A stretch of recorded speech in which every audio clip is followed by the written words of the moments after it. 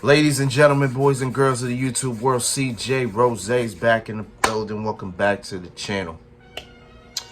All right, we got a huge weekend this weekend because on Sunday we have NXT No Mercy, but in 2 days we have Bash in Berlin. And for the first time ever, WWE is going overseas to Germany. Should be a good one. SmackDown tomorrow night will also be in Germany, so we'll actually get a taste of what Germany can provide and what type of energy they're gonna bring. So I'm excited. I'm here for all of it. And since we are going overseas, we are getting the maximum 5-match card for Bash in Berlin. Let's hop on to it. As we kick it off with the women's tag team titles on the line, as the unholy union of Alba Fire and Isla Dawn defend their titles against the team that they took it from. They never beat them, but they took it from them, Jade Cargill and Bianca Belair. So it looks like we're getting the proper rematch for these two teams. They had a rematch before. They had a rematch, I think, a couple weeks ago, but that's when Blair Davenport interrupted, and it became it was a disqualification. So now, hopefully, Blair Davenport will not be involved. Bianca and Jade have Naomi now, so Naomi will try to neutralize Blair, and hopefully it's just a 2-on-2, and we can just see who the better team is. But I'll give Alba Fire and Isla Dawn this respect, though.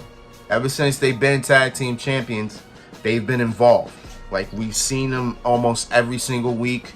They're on both Raw and SmackDown. So, I mean, hey. You know what I'm saying? Hey, they even defended the tag titles on NXT a couple weeks back. So, I mean, hey, they doing the damn thing as tag team champions. I gotta salute them for that. But, damn, who wins? Great question. I can't tell you. I don't really have a winner. It's hard to say because I could see Alba Fire and Isla Dawn winning, but I also could see Jade Cargill and Bianca Belair winning. So I'm 50-50 on here.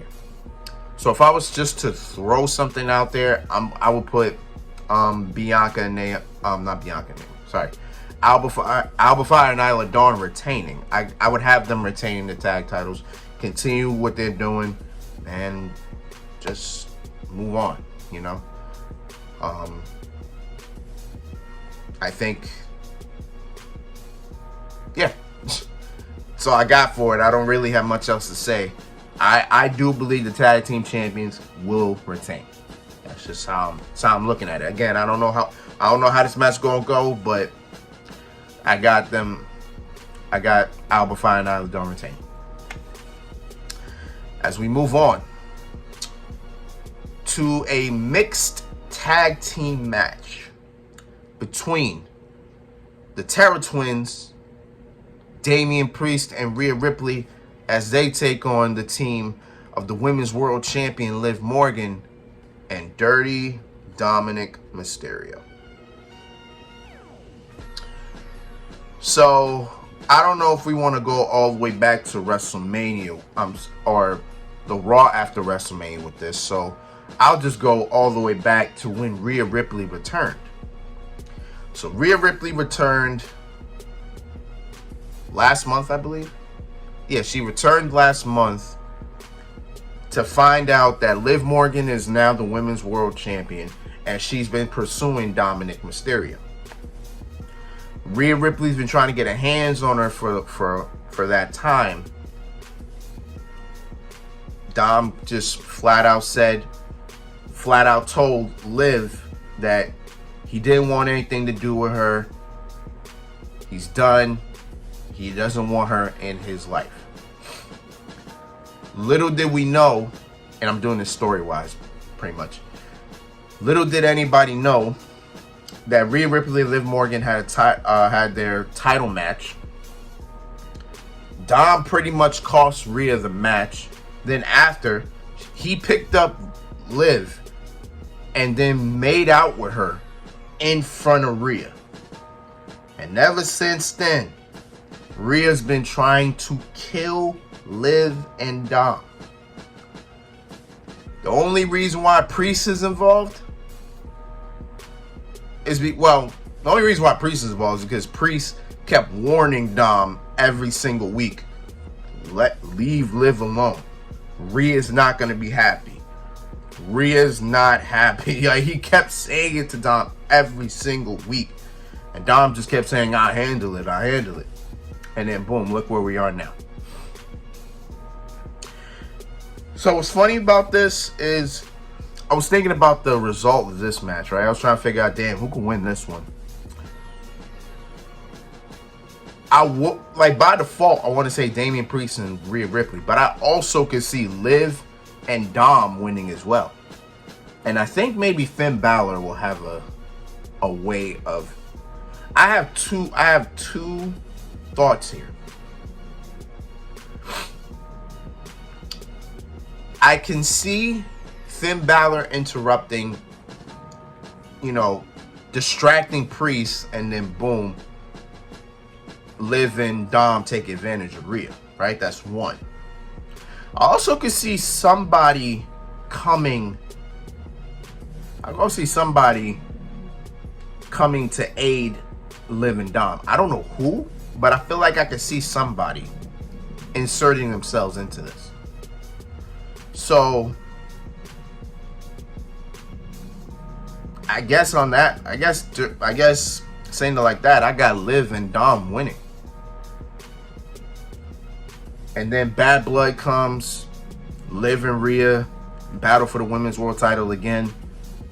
Probably in a stipulation match. I don't know what, but we'll see what time goes on. But I think I got Liv and Dom winning. I do. I don't know. There's just seem to be so many factors that could show how Liv and Dom could win. So I got Liv and Dom, or I guess the Judgment Day in this case. I got the Judgment Day winning. If anything changes, hey, but I got Liv and Dom winning. Actually, maybe Rhea and Priest win just so we can set up that women's world title match. You know what? I got Damian Priest and Rhea Ripley winning. Just got thought about, like, we can set up the women's world title match if Rhea pins Liv. So, yeah, I gotta like that. Rhea and Priest win. As we move on to the strap match, as CM Punk takes on Drew McIntyre. The rivalry of the year enters another chapter as they go all the way to Germany, and both men will be tied to a strap. Now, the only way to win a strap match is to hit all four corners of the ring. CM Punk hasn't been in a strap match since 2009, and his opponent was Umaga. Meanwhile, Drew McIntyre was actually in a strap match as well. His last strap match was 2 years ago against Karrion Kross. But the funny thing about it, I think both of those strap matches were not the same stipulations like this one is. Because I can't remember the Punk Umaga one. I don't know if that was hit all four corners. Because I know the Priest, I keep saying Priest. Well, I keep thinking Damian Priest, Jesus.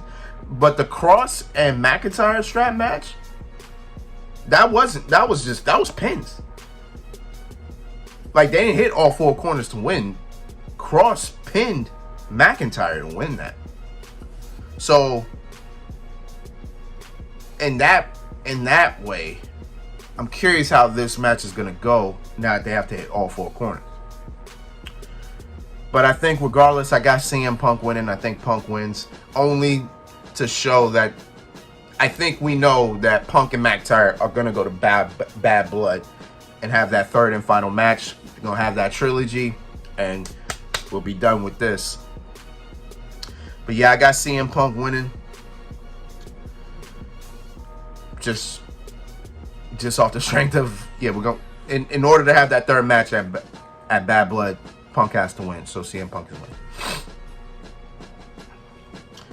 As we move on to the undisputed WWE title on the line, as Cody Rhodes defends against Kevin Owens. I was about to sit here and say this is the first time ever in WWE these two are facing, but it's not. They actually had a match back when Cody Rhodes first returned in 2022. That match, I believe, didn't have a finish. I think that ended in I think it ended in disqualification. So we didn't have a proper match, but now we got the proper match here. I thought Kevin Owens was going to turn heel at some point, but then again, tomorrow is SmackDown, so anything could happen. So we'll see what goes down. But I think a lot of people just waiting for Kevin Owens to snap on Cody. Considering the fact the show is this Saturday, I don't know if that's going to happen now, but only time will tell. But I got Cody Rhodes winning. I love Kevin Owens. I wish Kevin Owens would be world champion again, but I don't see him being the one to dethrone Cody. At this point in time, I don't know who the hell is going to dethrone Cody, and I'm not going to think that far ahead. I'm not going to think that far ahead. But yeah, I got Cody Rhodes winning. I know there's gonna be some points in this match where Kevin Owens is. I think this match is gonna lead to a Kevin Owens heel turn. I think that is what it is. I think Kevin may turn heel after this match. That's how I'm seeing it, because I'm seeing it. I'm seeing it as Kevin Owens, like, there's going to be a spot in the match where Kevin Owens has got Cody Rhodes in a powerbomb position, and he's about to hit it. But he thinks otherwise. He's like, nah, I don't want to win this way. You know, something like that. He's going to hesitate. He's going to get in his own mind. I think Kevin Owens is going to get in his own thoughts, and it's going to cost him the match. And then Kevin Owens is going to snap because he knows better than that.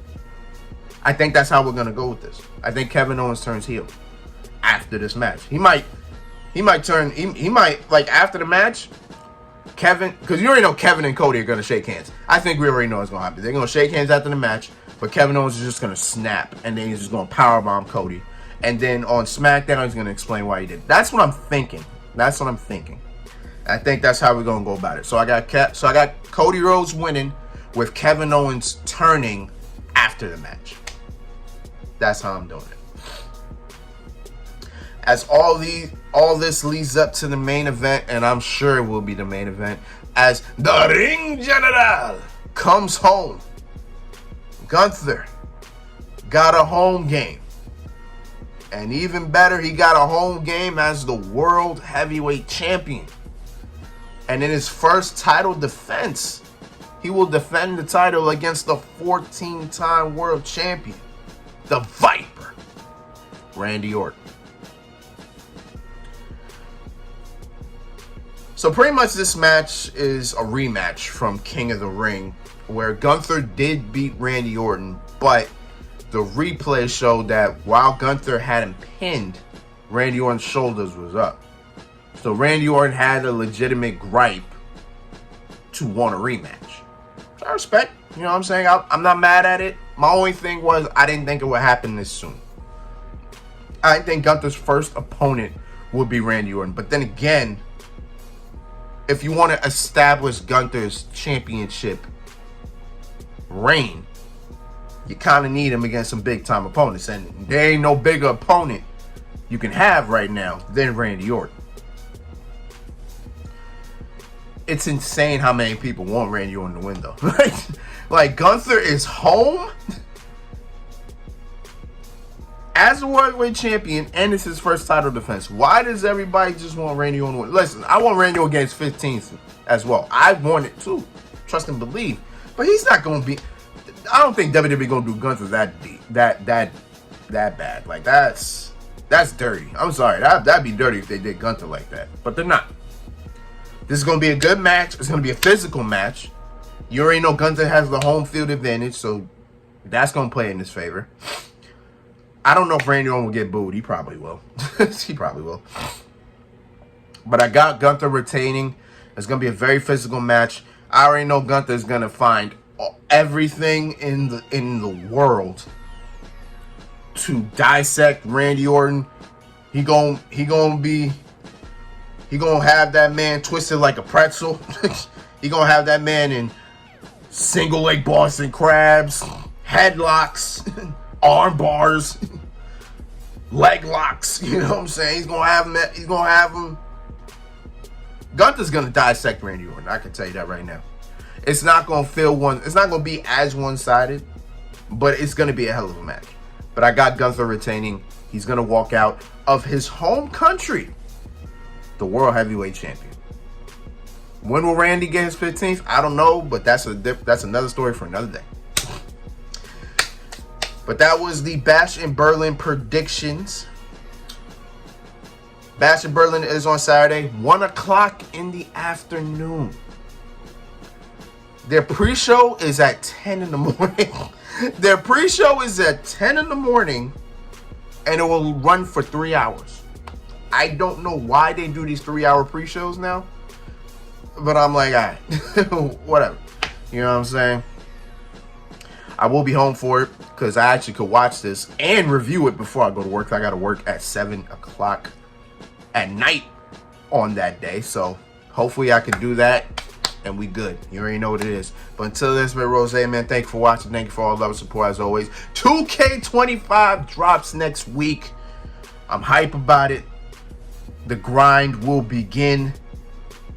I'm here for it, man. So until next time, peace, love 100. You heard?